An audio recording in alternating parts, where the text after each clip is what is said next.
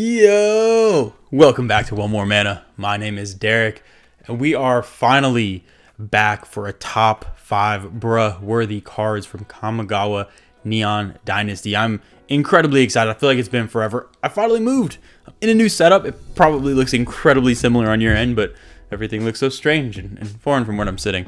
But we're back nonetheless. Finally kind of was able to get everything set up because Neon Dynasty is insane. It's just, I think, the most positive reception I've seen just across the board from everyone for a set that I can remember since I think maybe Dominaria was the only set I ever remember getting this much positivity.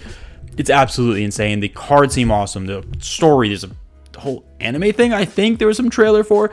I don't know. Shit's going crazy, but I am so excited to finally jump into Neon Dynasty. Shit, it's been so long that, yeah, I cut all my hair off. So, yeah, I guess it would be more revealing if I didn't have hair in the first place, then had hair, but we're not going to worry about that.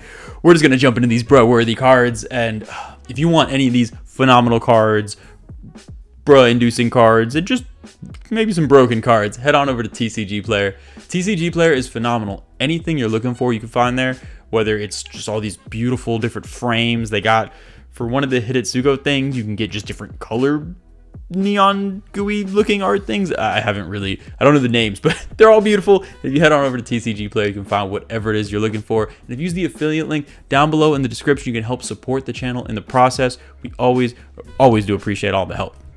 Let's jump into this list. And I feel like the more of these videos I do, I should probably just like give shorter descriptions. But for all of you who aren't from South Florida and didn't grow up using bruh to describe every emotion you've had, it is a versatile word. It is a beautiful word. It is a way of life. And you can kind of use it to describe anything you're feeling. But it's always when it's like a real feeling. When you just get something up inside of you and you have it just shoots out as a bruh. You can't control it sometimes. In the early days, sounds like it's been years, in the early days of the bruh videos, it was negative reactions. Then we've had some excited reactions and the confused ones, but it all comes together into just a beautiful celebration of the set that is Neon Dynasty. But let's start with number 5, and the number 5 most bro-worthy card on this list is going to be Tatsunari Toad Rider. This card seems kind of awesome. When I first got into Magic, Sultai was like my go-to color combination, as you may have been able to tell when I talk about my favorite decks and decks I've played in the past. So you're asking, Derik, why would you say this is bro-worthy? What is bro-worthy about it? Well, the thing that makes me say bro is it says Tatsunari Toad Rider, but the thing is its ability has to do with frogs. And I was a scientist actually. I'm not a frog scientist or a toad scientist though. I'm pretty sure toads and frogs are different things. Now, if I'm just wrong, call me out. Let me know in the comments below that a toad and a frog is the same and my mind will be blown. But I'm pretty sure they like fucking branched off at some point in different directions.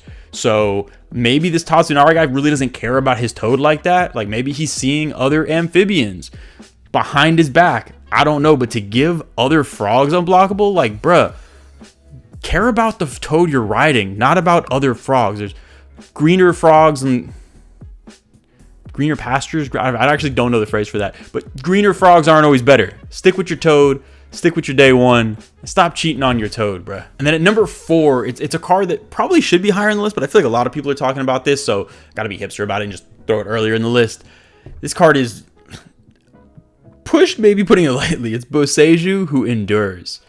Beauseju Who Shelters All is one of my favorite cards. I really love just dumping all of my resources into something, Villainous Wealth, and not holding up mana for a counter spell. So when Beauseju Who Shelters All lets you just not get a spell countered, it's super fun. Love going all in and just overcommitting just for someone to Narset's Reversal it. But in this case, when I saw there was a new Beauseju, I got super excited. I was like, okay, cool. What interesting abilities are going to do this and that? And then I read it. And then I read it again. And I was like, okay, look, reading isn't always my best skill. Probably misunderstood it. Then I read it again. I was like, okay, comprehension, probably my second worst skill. Let me read this shit again. And it just got more and more ridiculous every time I read it. And it may be I'm misunderstanding something, but based on the fact that at this point, Kamigawa was already released. I'm super behind on getting into this video. So I've had time to process this. I've had weeks to process this card, and I still don't understand how it exists. Like, basically, most times in a lot of decks, you're playing 1 green and just pitching a land to destroy not only artifacts and enchantments, but fucking non-basics. This card seems absolutely insane. It's so easy to recur lands back to your hand in so many different decks. Not even in land dedicated decks, you can get land recursion easier, I feel like, than most recursion, especially you're in green. What a shock. And that's the other part of this, bro. Green didn't need more of this. I feel like everybody's been saying this at this point. Like, green is the try-hard at this point. Green is like the little kid in Little League football that's like 6'2", 300 pounds, and fucking like everybody else is like barely 100 pounds and just showboating and dancing. And don't get me wrong, if I was not so miniature and I was large as a child, I'd be showboating and dancing too. But at the same time, it doesn't make it right. And in this case, that's what I feel like Green is doing to us. Green is just dancing, and he's doing the Tyreek Hill peace sign in our faces, and I'm not okay with it. I feel like it's unfair. Yeah, and this card it doesn't even come in tapped. There's no downsides. Like, am I going to play it? Of course, I'm a monster, but at the same time, I'm not going to feel good about it. Then at number 3, this is just a message to Wizards of the Coast. This is the to Wizards of the Coast, because if y'all don't know anything about the way I like to play decks, I play the same like 3 or 4 decks forever. I'll test out a new commander for a new deck maybe once or twice a year. I'm pretty consistent in just playing the same handful of decks for years. I basically don't switch out decks unless something incredibly exciting and spicy pops up, and then I'll try it in a personal deck. So I like consistency. I'm afraid of change. Probably should see some professional help about that, but I'm busy filming this video, so that's my excuse for today. I can't do it. But right now, these basic lands is what I'm trying to allude to. The basic lands Wizards keeps putting out in all these sets is making me constantly want to replace my basic lands in my decks. And again, I like consistency. I have had, for the most part, once I put a deck together, I like to pick matching basics to the commander's plane to try to just put it all together and just mesh. But my issue is now all these damn basics are so pretty that I can't build a new commander deck for every type of basic land I might have to be one of those monsters that plays non-matching basics just to get all of these beautiful lands in my decks. And the fact that I'm even considering that makes me say bruh. And at number 2, we have Hanada, Crown of Dawn.